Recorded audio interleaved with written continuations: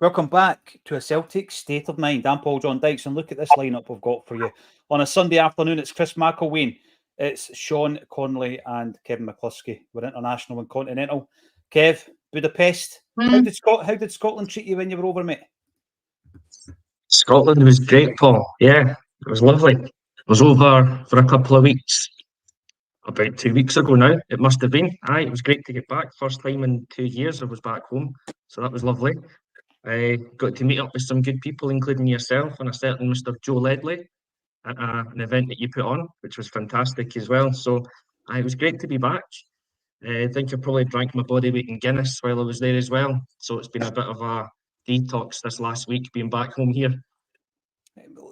By the way, you may not know this, but backstage they were comparing beards. At one point I saw Kevin just stroking Joe's beard. How do you do that, Joe? How do you get it looking so firm? That's what he said. It was backstage. What happens backstage is obviously broadcast on Acsom to the I was going to say, Paul, I thought that one was between me and Joe, but there you go. He's doing a Lee Wallace. He's doing a Lee Wallace, man. Oh, I know. It's out there. It is out there. Before we go any further, then, I'm going to have to get this one in right now, because at that event, I met the one and only Mr. Ewan Martin. I need to give him a shout out. The big man. So, Ewan, I'm sure you're watching and you're in the comments already, but it was great to meet you, big man, and I hope you enjoy the game today.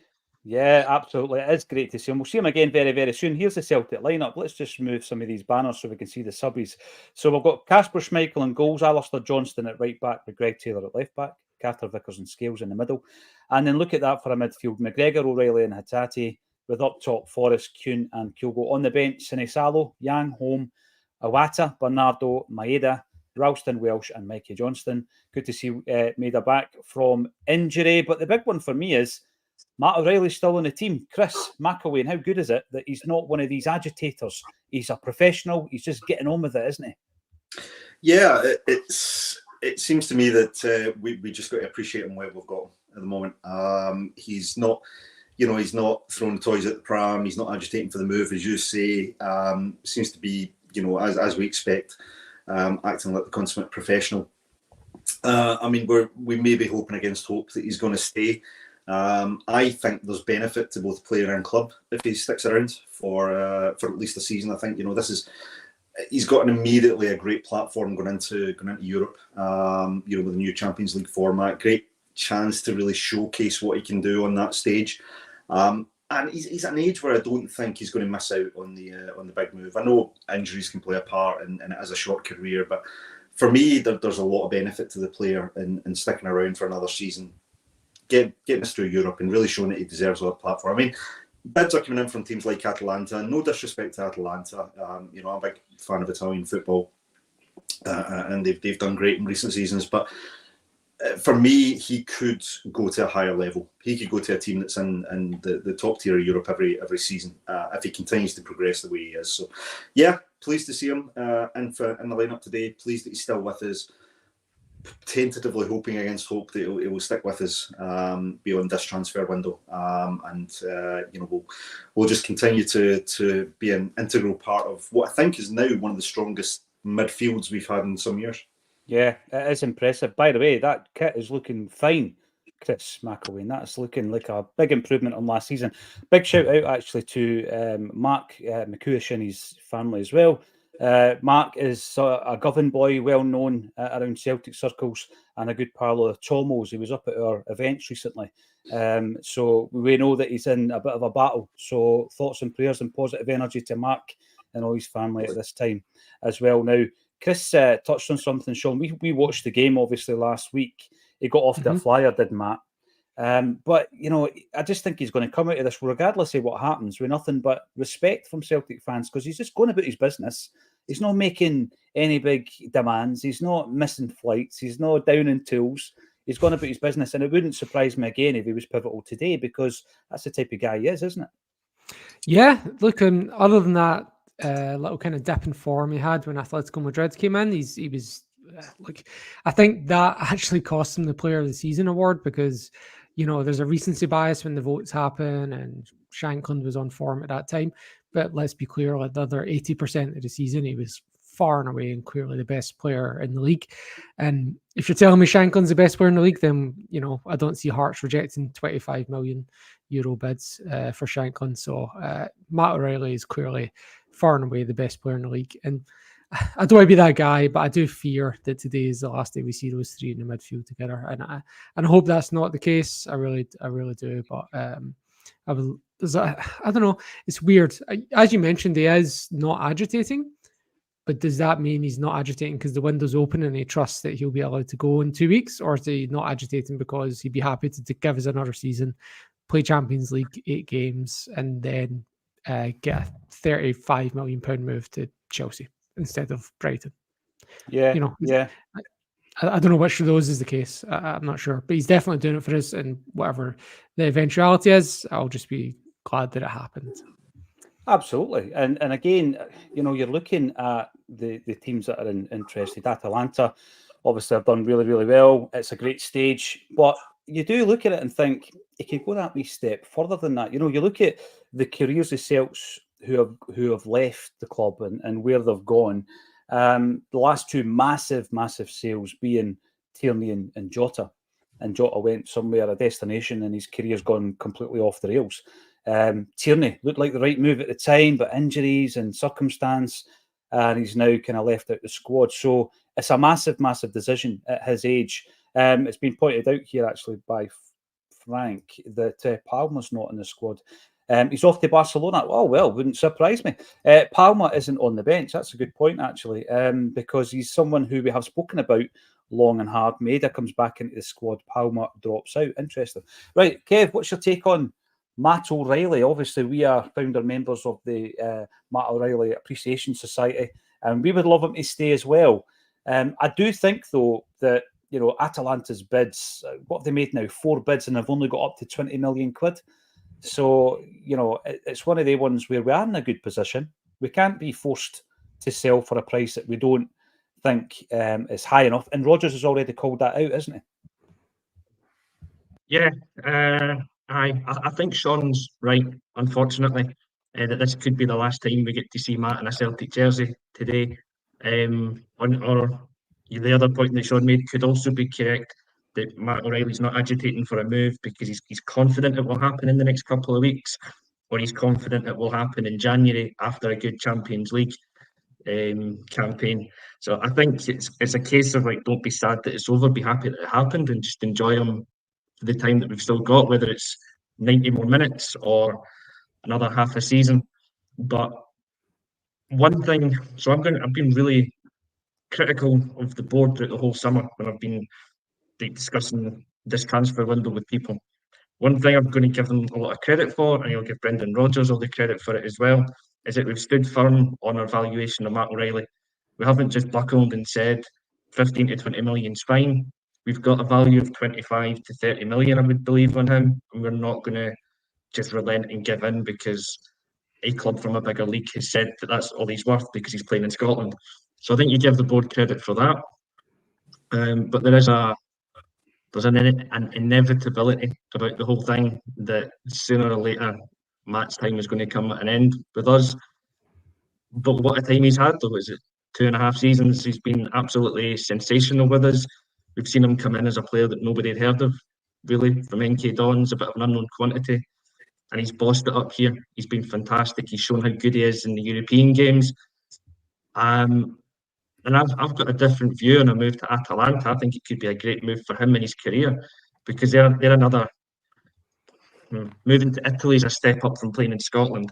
Not the move to Atalanta being a step up from us, but it's a move up to a bigger, better league. And I think it gives him that opportunity to again just show how good he is. And he'll stay there for 1 or 2 years when he's 25, 26 in the prime. That's when he'll take his really big move.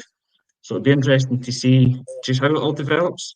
But like I said, we'll make the most of him today. Hopefully he can go out and put another man of the match performance in because we know he's more than capable of doing that. Yeah, I was just going to add, Atalanta are playing in the Champions League this year, whereas the teams in England are not. So that's the difference. Yeah, so that's why I think it could be a really good move for him. He still gets the Champions League football that he'd get with us, but he gets domestic football at a better level. So I'm not trying to sell him in that move, by the way. Actually, Atalanta would be a horrible move for you, Matt. Don't do it. Yep, Stay. don't do it. Yeah. Their food's terrible.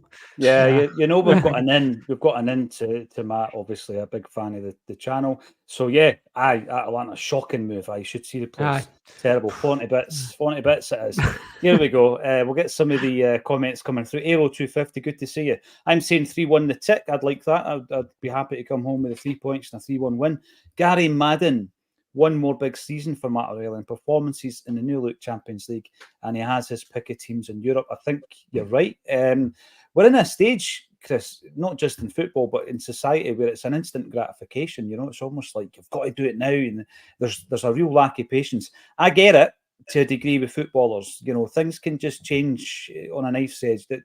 Every single training session, every game is a risk for a footballer, and it's sometimes when that opportunity arises, they do think of the what ifs, don't they? So I do get it. But at the same time, if you're going to have a matchup, there he is, Pirlo. There he is.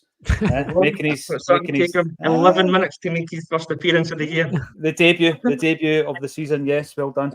But I think if there's a situation, a scenario to be in, Celtic are in a good one because you've got Brendan Rodgers on the one side who I think would be selling that to him, Chris. The fact that you've got another season of the Champions League, we're going to approach it better, hopefully with some new players. And you've got Matt with that attitude also, whereby we know what he did when he was at Fulham and he was offered a contract, and he thought to himself, right, I'm going to take this contract and not get any game time. So he actually left the game. He was a free agent. He was down the park training with his dad, and COVID hit. There must have been moments during that 6 months period when he was out the game where he thought, I've made the worst decision in my life. But, looking at Matt O'Reilly making these types of decisions, he's done it before, Chris. And it's not like, such a heartache, is it, staying at Celtic and playing in front of our crowds in the Champions League. I mean, I am on the fence at the moment. I know Kevin McCluskey has resigned himself to seeing Matt in that beautiful yellow kit, away kit today, and that'll be the last time. I don't know. I'm not so sure yet, to be honest with you, Chris. Is there a chance we're going to keep this fella? You know me, I'm the eternal optimist. I just heard that Kevin, your cat, is keen on the move as well. He heard you say Catalanta, and he thought that sounds decent. So boom. Boo. Kev's not having it. Kev's not having that. That's the best I've got. No, look, I get where both Kev and Sean are coming from, and I think realistically, I understand a player's motivations in terms of wanting to go into a higher level in his career. It is a short career, right? It's most top players won't play, certainly the position he plays, won't play past 35, 36 at the top level unless you're Cristiano Ronaldo or that ilk. I think O'Reilly, whatever he decides, his career's only on one trajectory, and that's upwards. But you're right, there is the risk of one bad training injury, one bad injury in a match could completely derail his progress. We've got somebody at the club who knows exactly what that's like in John Kennedy, a really promising career cut short. So the players have got to weigh all these factors up. As Celtic fans, we would, give our left arm to go and play for Celtic. For us, there's nothing better. As diehard Celtic fans, playing at our club, it just doesn't get any better than that. But footballers have to consider a lot of different factors. I mean, you take Jota, over the last season. I mean, he's gone to a league that's not competitive. That's not, it's not one of the. You can't touch the top leagues in Europe in any way, shape, or form other than finance. But he took a decision there to go and make himself and his family secure for life, and I don't begrudge him for that. But from a footballing standpoint, he must be looking at that and saying, well, my career has just gone completely off the rails, because he can't seem to get out of that country. He was in a Portuguese long list for the international team when he was at Celtic.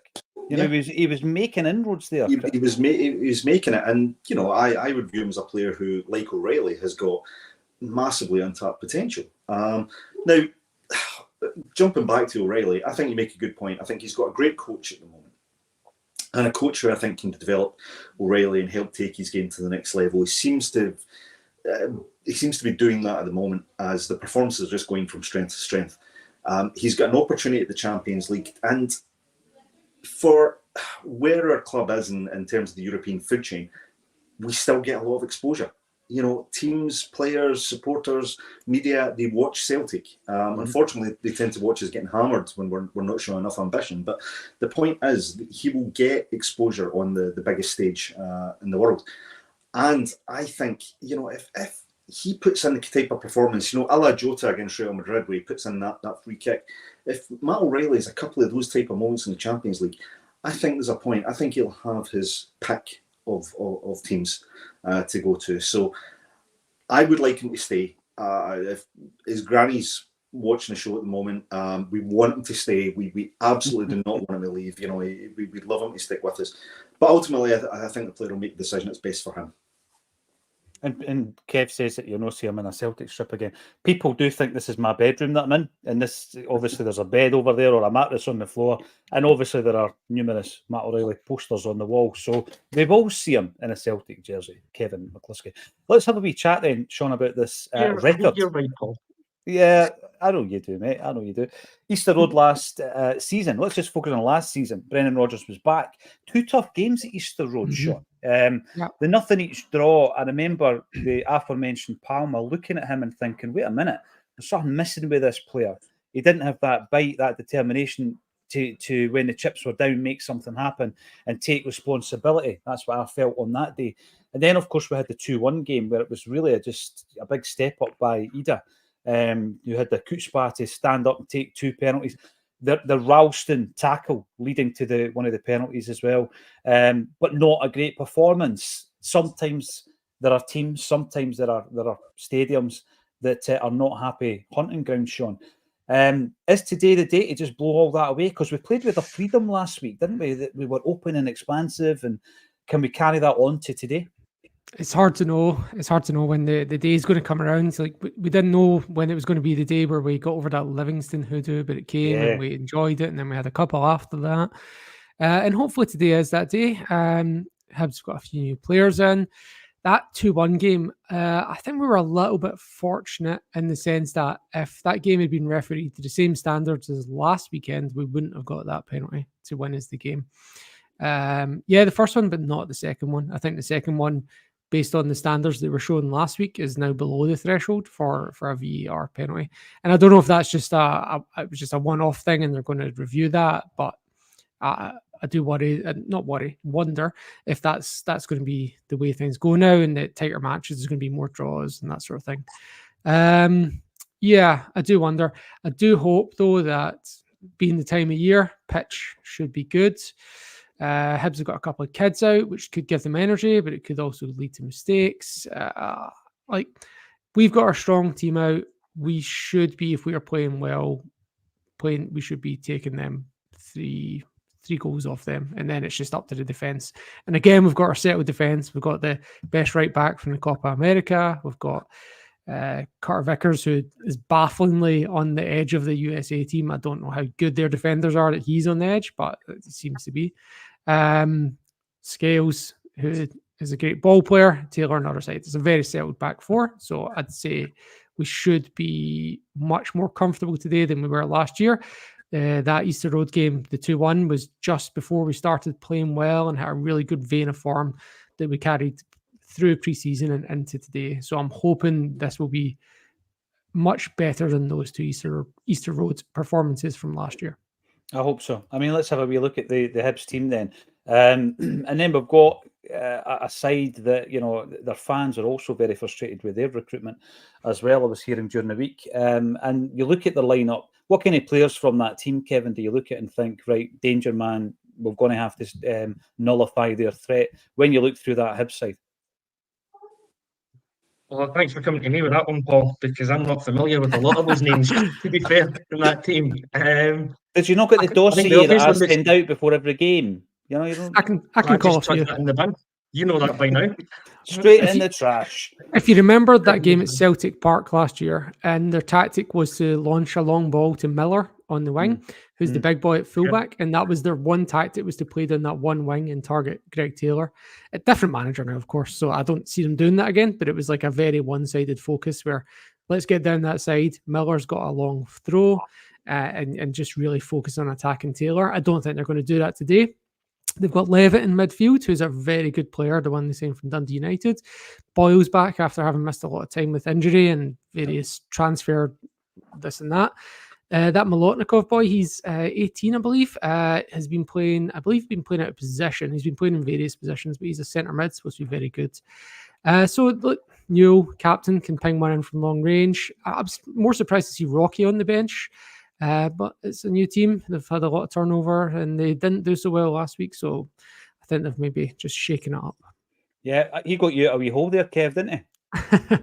Indeed, actually. Cheers, Sean. But he probably did mention all the names I would have anyway, because the ones that I am aware of, fully, Martin Boyle, obviously number 10, he's got that experience with the Australian national team and always a threat with his pace. The only thing I'd probably disagree with is I reckon they probably will still go and target that Taylor Scales left-hand side of our defence, because it's the one obvious weak point in our whole team, I think, at the moment. So if I was an opposition team, I would just target that week in, week out until Celtic do something to solve it. But I mean, the reason I'm saying I don't know a lot of the names is, to me, a lot of them are fairly new players. Campbell's another one who I think might be a threat, but there's no real name that stands out as being, this is a danger man that we really must watch.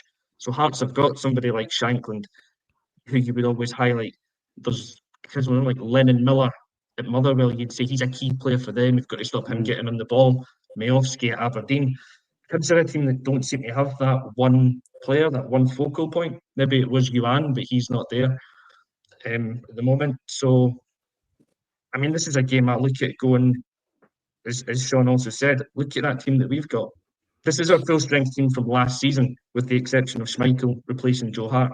This is a team that's now played together from January onwards, since Nicholas Kuhn came in. This team knows itself now. The two new signings for Hibs are on the bench. Chris Cadden and Bowie. That's the striker they signed from Fulham. He's on the bench. Yeah. That's a new thing. Maybe someone else should be doing that. 4-year deal. But I mean, I just look at that team that we've got, and they've definitely got the experience of playing together. It's full of quality. They're the title holders. They should be going into this game up at Easter Road, no matter that it might be a difficult venue from time to time. We've got quality in that team that we should be able to go and put 2 or 3 past the Hibs team and keep it tight at the back. And Schmeichel looks like he's the keeper that will keep things tight. He's looked very impressive in the pre-season, and what he had to do against Kelly as well last weekend. It has. Over the last week then, there's been a few developments. The first one that I want to touch on, Chris, is the retirement from international football of Callum McGregor, having won 60-odd caps, I think his total was, but we all know his record at Celtic, right up there with the most decorated players, and he could even eventually top that list, because he's this type of player that continually just racks up 50, 60 performances a season, 31 years of age. And in and around the midfield, I think what I've seen over the pre-season, Chris, was it was very defined in terms of the roles. And I did see that Hatate and O'Reilly played very much like, let's say, 8 or 10 yards in front of Callum. Yeah. And then I found it interesting when Bernardo was being interviewed during the week. We were up at the presser, and he was asked a good question around, do you see yourself more as a Calmac or a Matt O'Reilly? So it was a roundabout way saying, are you here to replace Matt O'Reilly? It was a good question. And he did go on about his attacking prowess. And I don't know if I've always looked at Bernardo as an attacking midfielder. What do you make it? No, I would agree. I think in the Champions League games, he seemed to be given the role of being that kind of midfield anchorman a little bit, trying to break up the play and cut the passing lanes, rather than be this kind of roving forward type midfielder that we've seen from Hatate and O'Reilly.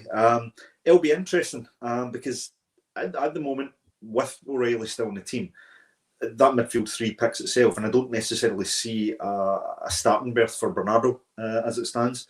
Now, if O'Reilly goes, does that mean that Calmac moves further forward? Because we know that Calmac's got the ability to play in that hole and drive forward and get to the edge of the box and ping a sweet one into the net. And Bernardo sits back, or is Bernardo more likely then to take on O'Reilly's position? and Cal Mack then kind of makes that holding role his own. It'll be an interesting one to see. I think that Callum McGregor in the last match, and I know it was one game, for me looked as comfortable as I've seen him for a number of games. He looked in complete control. Didn't look as though he was working his socks off. Just calm, composed. Was actually taking his opportunity to move forward and bring the ball forward at times. I thought he played a really good game, but I think a large part of that came down to the excellent interplay between O'Reilly, Hatate, and Kyogo. I thought those three played superbly, and that's why I'll be absolutely gutted when O'Reilly goes, because we're starting to see the foundations of some really good football between those players. But Bernardo, as we saw towards the end of last season, when he does roam forward, he makes things happen. You've got to take a risk sometimes as a player, and there were points last season, and the final game of the season was the key example where Bernardo takes the initiative, takes the ball forward, hits a relatively speculative shot, a good one, but a fairly speculative shot. He gets the rebound and he does there to put it into the net, and it's that type of thing that I want to see. I want to see our players take the initiative. I want to see the players take on the take ownership of the situation and drive us forward. And I felt at times last season there wasn't enough of that. With the way the team's set up at the moment, I would like to see more of that, and I certainly think we've now got the personnel to do it. So, yeah, I'm pleased Bernardo's back at the club. I'm keen to see what he can do, how he can go on and build on his performances from last season. But at the moment, with O'Reilly still there, with Hatate, thankfully still with the team and fit, and Cal Mack, that's my first choice midfield three at this point. So we've got a situation, Sean, where you ask Bernardo, and it's all about attack. Chris, like many of us, think he's more defensive. And then, of course, we spoke to Alan Morrison on Friday, and he reckons that the forward playing ability of Callum McGregor is going to regress as time passes. So he is going to become more of a defensive type of player. What do you make of the dynamic of this midfield at the moment, albeit we may not have all four players for much longer? I think there's some recency bias. If you think back to Matt O'Reilly before last season, 22, 23, he scores 3 or 4 goals, something like that, the whole season. And they all came pretty close to the end of the season. Yeah, fair enough. He gets 19 goals, 19 assists last season. But there was a whole year where he was getting acclimated to the system. And I think Bernardo showed flashes in the big games last season, the cup final where he draws the save for the winning goal, the Derby game where he scores from the corner, and there was a spell there in around January, February where he was showing some real attacking dynamics. I think it was up in Dundee where he beats the goalkeeper at the near post. Yeah. I think Bernardo definitely has it within him to be that person, and we saw it with Matt O'Reilly. It took him; he needed that coaching to get to that level. And I think Bernardo has the quality that if he gets the coaching, he can be that person as well. No, that's a good point. Kevin McCluskey, what's your take on the midfield dynamic? Because, a lot of people were saying that we brought in Bernardo and that's your Matt O'Reilly replacement in the door. Would you agree with that? Good points made by both Chris and Sean there. I don't think he is a Matt O'Reilly replacement. He's definitely not a direct or like-for-like replacement. O'Reilly does a lot more of the offensive game, and he's a lot more, I'd say, more nimble and creative on the ball than Bernardo's shown so far. His strengths in the early games of last season, anyway, especially if you look back to Atletico Madrid, was all about his work rate, doing the kind of defensive work but further up the field. So cutting out passing lanes and almost the offensive third of the park. So I think that's what we get from him, is a lot of his work rate, his energy. He's definitely a guy that's got a lot of ability on the ball, though. And I think for Portugal, he plays a bit more offensively for the under-21s. I think he's just a very adaptable and all-round kind of centre midfielder who could do a few different jobs for us without necessarily excelling at the moment in one, but give him the coaching, and he could do. I think he's a really good signing for us. He was really good for us last season, especially in that spell that Sean was talking about over kind of Christmas, New Year. He steps up and gets a goal against Rangers. He gets a goal against Dundee that I think broke the deadlock in a pretty tight game. He's a good player. He's a good signing. I don't see him being a like-for-like replacement for Matt O'Reilly. And when Matt leaves, if we don't sign someone else to replace him and we're trying to push Bernardo as a replacement, there's going to be a lot of very unhappy and disappointed Celtic fans at the board for that, because they'll need to go out and still sign another midfielder to replace O'Reilly and give us that creativity that we'll be missing when he eventually goes. No, you're right. We're at that point. It's almost kick-off time. Chris, double denim, give me a prediction. I'm going to go for 4-0 Hoops. Oh, I love it. The 4, it seems to be the magic number. Sean? I was going to say 3. I'm going to say 3-0. I think 3-0. 3-0. I'm going to go with the previous commenter and say 3-1. Kevin McCluskey. I'm going to go 3-0. Confident about this one. Confidence all round, Kevin McCluskey. You know, sometimes that changes at halftime. We will be back at halftime. Go and enjoy the first half. Thanks, everybody, for getting involved. And thank you to Chris, Kevin, and Sean for joining me on A Celtic State of Mind.